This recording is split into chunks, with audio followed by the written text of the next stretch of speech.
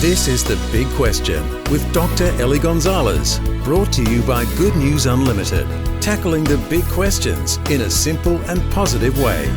The big question is, what is faith? The way that non-Christians and Christians use the word faith is different.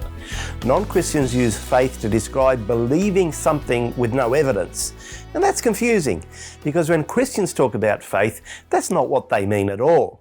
What Christians mean when they talk about faith is more about trust within a relationship. Here's how it works. When our daughter Rebecca was little, I'd stand her up on our kitchen table and then I'd take a few steps back and I'd say, "Jump, Rebecca, jump!" She never hesitated. She would just launch her tiny body off that table with a squeal of delight, fly through the air right into my arms. Did she have scientific evidence that I'd catch her? Did she calculate the parabolic trajectory of her body and the force with which it would land to see if I was strong enough to catch her?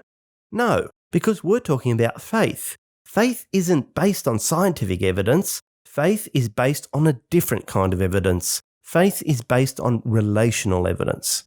It's not worse than scientific evidence, it's just different. The evidence that my daughter had that I would catch her was that I loved her, and that's all she needed to know. Christians believe that the physical world around us is not all there is. We believe that there's a spiritual world, and because it isn't material, it can't be measured through scientific means. We believe that it's there, and we trust in God's activity on our behalf.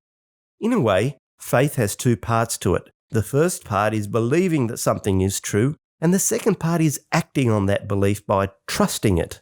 That's why Martin Luther King Jr. said that faith is taking the first step even when you can't see the whole staircase.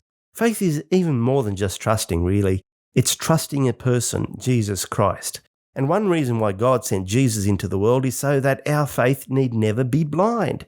He came as a real human being and lived among us. The historical facts are all there for his life, death, and even for his resurrection.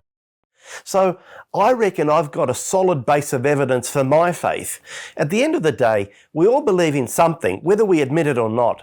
The question is, where will your faith lead you? For more, contact goodnewsunlimited.com.